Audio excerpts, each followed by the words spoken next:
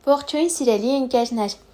այս հոլովակում ձեզ համար կներկայացնեմ 2025 թվականի սեպտեմբեր ամսվա տարրո կանխատեսումը ձկներ նշանի համար։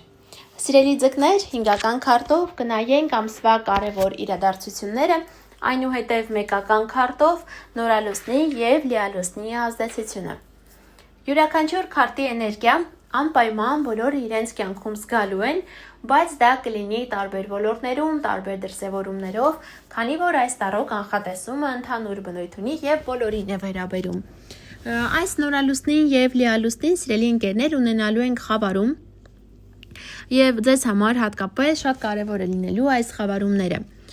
Ինչպես նաև նշեմ, եթե ցանկանում եք անհատական տարրո կանխատեսում, կարող եք ինձ գրել Instagram-յան էջում։ Այսպիսով, սիրելի ընկերներ, ամիսը ձեզ համար կսկսվի ինչ-որ շտապ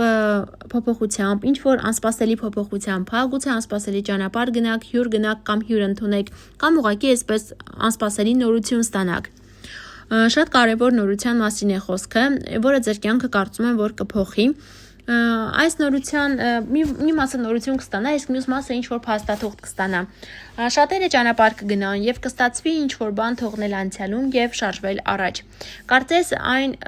այսպես ասեմ, ճակերտներում ասված, սև գիծը դու կարծես կթողնեք անցյալում և կգնաք նոր էտապի դեպի, որը ձեզ կտանի իհարկե հաջողության։ Ամենից դրական քարտերից է դուրս եկել, և սա ասում է, որ ձեզ սպասում է լավ կարիերա, լավ ինքնազգացողություն, հայտնիություն, մի խոսքով լավ առողջություն, նման ինչ-որ հարցեր կարող են լինել, դուք կարծես կփայլեք ձեր միջավայրում, նոր ծանոթություն գուցե, այս քարտը կարող է ասել նաև երեխայի ծնունդի մասին։ Ամսվա վերջին զգույշ եղեք, սիրելի ընկերներ, քանի որ հնարավոր է ձեզնից փորձեն ինչ-որ ինֆորմացիա քաշել, փորձեն ձեզ խաբել, հնարավոր է ձեզնից նաև գողություն կատարեն, կամ ուղղակի դուք որոշեք ինչ-որ մի տեղից, ինչ-որ մի խմբակ գուցե լինի, ինչ-որ մի շրջապատ լինի, որտեղից ցանկանաք դուրս գալ և այլևս չվերադառնալ այդ վայրը։ Այժմ նորալուսնի և լիալուսնի հետ կապված առաջինը լիալուսին կունենանք ամսի 7-ին ձկներ նշանում և մինչև 3 ամիս իր ազդեցությունը կունենա։ Լիալուսինը ինչի, դա վերջնական որոշում է, վերջնական կետ է, կարծես ինչ-որ բանում պարզություն է գալիս ձեր կյանք։ Այս ամենը կապված է լինելու որևէ կնոջ հետ, ով ծնված է կրակի տարերքի ներքո, դա է խոյ, աղեղնավոր կամ առյուծ, կամ այս կինը կարող է լինել թե նոր ծանոթ է ձեր շրջապատից որևէ մեկը, կամ էլ դուք ինքներդ կդառնաք բավականին ակտիվ նախաձեռնող։ Եվ նորալուսինը ամսի 21-ին է լինելու, մի քանի օր առաջ, 2 շաբաթ հետո ամենակիչը իր ազդեցությունը կունենա, բայց ընդհանրապես մինչև 3 ամիս հնարավոր է ունենա իր ազդեցությունը։